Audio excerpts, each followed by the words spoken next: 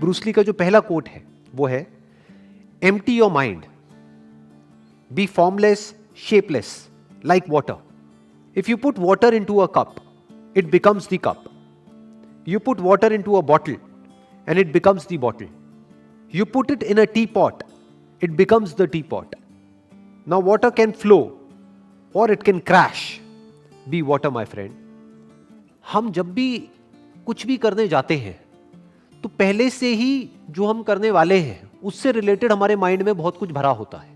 For example, अगर Bruce Lee के ही stand point से समझा जाए कि किस कॉन्टेक्स्ट से बोल रहे हैं, तो आपका जो ओपोनेंट है, वो जो सामने वाला है, उसके बारे में आपके माइंड में पहले से कुछ भी नहीं होना चाहिए. पहले से प्री कंसीव नोशंस नहीं होने चाहिए, क्योंकि हो सकता है पहले से जो आप सोच करके जा रहे हो वो बंदा अपना स्टाइल ही चेंज कर दे. वो पिछले कई सालों से मान लो एक तरीके से लड़ रहा था, तो उसी के बेस पर तो आप अपने माइंड में ये बिठा सकते हो कि मेरी क्या स्ट्रैटेजी होनी चाहिए इससे लड़ने के लिए. अब हो सकता है वो एक नई स्ट्रैटेजी बना करके आपके पास आ रहा है और आपको पता ही नहीं है. तो अगर आप पहले से ही अपने माइंड में ये बिठा करके जाओगे उससे लड़ने के लिए कि मुझे इस तरह से इससे लड़ना है, या फिर ये करेगा फिर मुझे ये करना है, तो आप हार जाओगे.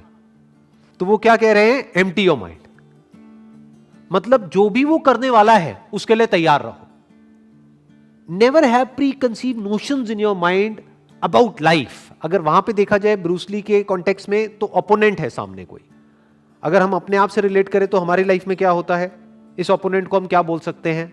लाइफ में जो प्रॉब्लम्स आ रही हैं, जो चैलेंजेस आ रहे हैं, जो भी मुश्किलें आ रही हैं, तो उनको अपने पास्ट के नजरिए से मत देखो, नहीं तो आप फंस जाओगे. क्योंकि हो सकता है अब जो चैलेंज आया आपको आज, वो नया चैलेंज है. और हो सकता है क्या, हमेशा लाइफ नए चैलेंजेस आपके सामने लेकर के आती है, जो आज से पहले कभी नहीं हुआ है. ऐसी ऐसी चीजें हो जाती हैं जो हमने सोचा भी नहीं होता है, ऐसी ऐसी चीजें हो जाती हैं. तो अगर उन प्रॉब्लम्स के हमको सॉल्यूशंस निकालने हैं, तो हमारा माइंड पूरी तरह से खाली होना चाहिए उस प्रॉब्लम से रिलेटेड जो भी कुछ हमारे माइंड में पहले से भरा पड़ा है उससे. प्रॉब्लम को कैसे देखना है, या लाइफ में जो भी आप आज जिस भी सिचुएशन में हो और फंसे हुए हो. बहुत बार लाइफ में ऐसा होता है कि हम फंस जाते हैं, बट प्रॉब्लम क्या होती है, हम सॉल्यूशन निकाल रहे होते हैं अपनी मेमोरी के बेस पर, और हम और फंसते चले जाते हैं. क्योंकि जो हमने पास्ट में किया उसी वजह से तो हम इस सिचुएशन में फंसे हैं.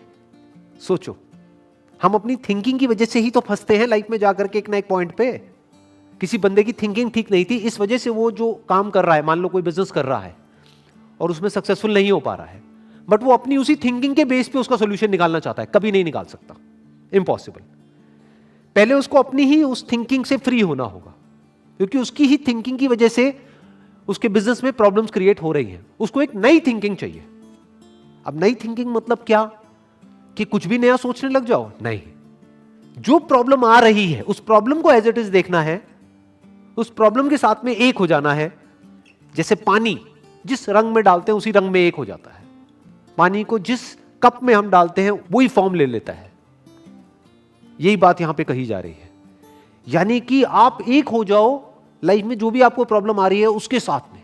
तो जब आप पूरी तरह से प्रॉब्लम के साथ में जुड़ जाते हो, आपका ध्यान, आप मतलब क्या, आपका ध्यान प्रॉब्लम के साथ में पूरी तरह से एक हो जाता है, तब उसी प्रॉब्लम में आपको सॉल्यूशन नजर आ जाता है. पानी की क्या खास बात होती है कि सामने जो भी सिचुएशन होती है उसके हिसाब से एक्ट करता है. अगर रास्ता नहीं है तो रास्ता बना लेता है. रास्ता छोटा है तो पानी छोटे से छोटा हो जाता है. अगर मान लो रुकावट बड़ी है तो पानी फुल फोर्स के साथ आता है और किसी भी तरीके से उसको तोड़ता हुआ आगे निकल जाता है. तो पानी is softer then the softest and harder than the hardest, and not और. ज्यादातर लाइफ में या तो चीजें हार्ड होती है या सॉफ्ट होती है. पानी की क्वालिटी क्या है, it is lighter than the lightest, softer then the softest and harder than the hardest. कि पानी अगर अपने पे आ जाए, जैसे कि सुनामी आती है, तो बड़ी बड़ी बिल्डिंग्स भी उसके आगे नहीं टिक पाती है. और ऐसी ऐसी जगहें होती है जहां से कि निकलना नेक्स्ट टू इम्पॉसिबल होता है, लेकिन वहां से पानी निकल जाता है. क्यों? क्योंकि it is flexible, it is softer then the softest. उसकी पहले से कोई फॉर्म नहीं है, पहले से कोई शेप नहीं है, तो इसलिए वो कोई भी फॉर्म ले सकता है, कोई भी शेप ले सकता है. जिसकी पहले से ही कोई फॉर्म है तो उसकी फॉर्म टूट जाएगी अगर उसको कोई नई फॉर्म लेनी है तो. अगर मैं इसका एक प्रैक्टिकल एग्जांपल दूं, 2 रिलीजन्स हैं और उन 2 रिलीजन्स की 2 अलग अलग बुक्स हैं, और दोनों में कुछ बातें सही हैं, कुछ बातें गलत हैं। अगर आपको दूसरे की बुक में से जो बातें सही हैं उसको सीखना है, उसको समझना है, तो पहले आपको न्यूट्रल होना पड़ेगा, पानी के जैसा होना पड़ेगा। जो दोनों रिलीजन्स में से एक रिलीजन को ही पकड़ करके बैठा होगा स्ट्रांगली, तो वो अपने ही रिलीजन्स की कमियां नहीं देख पाएगा। उस बुक में जो गलत है वो नहीं देख पाएगा, और उधर जो सही है वो नहीं देख पाएगा। बट अगर कोई पानी के जैसा है, यानी वो किसी एक को नहीं पकड़ रहा है, उसकी कोई फॉर्म नहीं है, तो अब वो कोई भी बुक पढ़ सकता है किसी भी रिलीजन की, और उसमें से जो सही है उसको निकाल सकता है और अपनी लाइफ में उतार सकता है और अपनी लाइफ में चेंजेस लेकर के आ सकता है। तो ये बात यहां पर कही जा रही है कि लाइफ में अगर आप एक्चुअल में ग्रो करना चाहते हो या फिर अनस्टॉपेबल होना चाहते हो in the real sense, not theoretically but actually, तो उसका सिर्फ एक तरीका है, you need to be like water.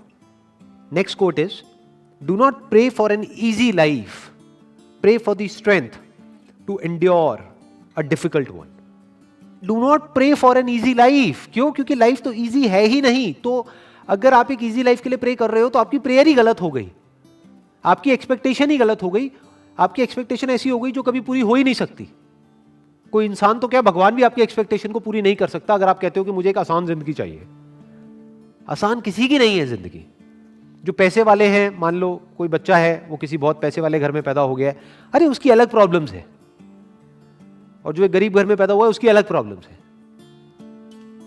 ऐसा नहीं है कि उसकी लाइफ में कोई प्रॉब्लम्स ही नहीं है, ऐसा कोई नहीं है। तो क्या कहा जा रहा है कि अगर प्रे करना ही है भगवान से या जिसको भी आप मानते हो उससे प्रे करना ही है, तो ये करो कि हे भगवान, मुझे एक आसान जिंदगी मत दो, क्योंकि जिंदगी तो आसान है ही नहीं। मुझे स्ट्रेंथ दो कि मैं एक मुश्किल जिंदगी को भी एंड्योर कर सकूं, सह सकूं। यानी मेरी सहन शक्ति को बढ़ाओ भगवान, मेरी स्ट्रेंथ को बढ़ाओ, मेरी पावर्स को बढ़ाओ। मुझे ऐसा बनाओ कि मुझे जिस भी माहौल में डाल दिया जाए, चाहे वो माहौल कितना भी अनकंफर्टेबल लग रहा है, मैं उसको सह सकूं। फॉर एग्जाम्पल, अगर आपको एक अच्छी बॉडी चाहिए तो उसके लिए दर्द सहना पड़ेगा, तो भगवान से प्रे करना ही है। तो भगवान से ये मत प्रे करो कि हे भगवान मेरे को एक अच्छी बॉडी दे दो। भगवान से प्रे क्या करना है कि हे भगवान, मुझे शक्ति दो कि मैं उस दर्द को सह सकूं जो दर्द मुझे होने वाला है जब मैं अपनी बॉडी को बनाऊंगा तब। लाइफ में जो मुश्किलें हैं उससे लड़ने की ताकत एकदम से नहीं आती है। तो अगर आपको एक आसान जिंदगी मिल गई तो हो सकता है आपको यह भी लगे कि मेरे साथ में अच्छा हो रहा है, लेकिन एक्चुअल में आपके साथ अच्छा नहीं हो रहा है, बुरा हो रहा है।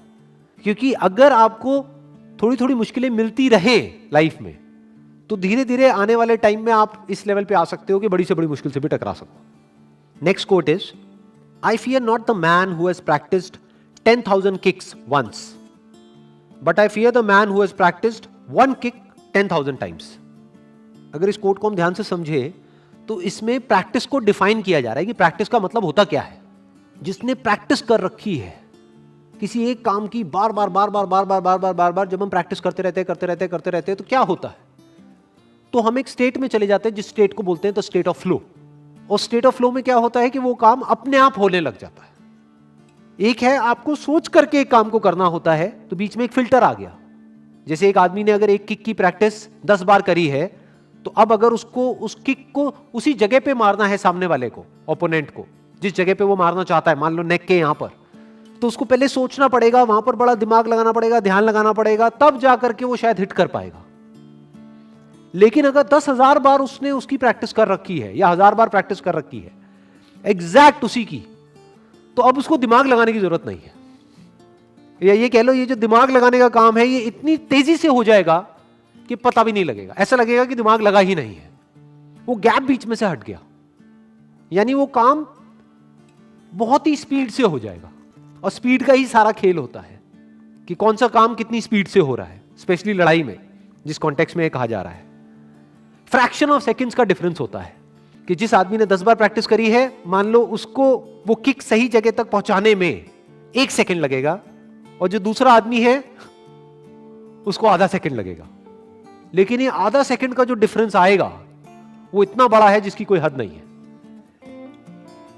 कि सामने वाले को आधा टाइम मिलेगा अपने आप को बचाने का, अपने आप को डिफेंड करने का। तो प्रैक्टिस से क्या होता है?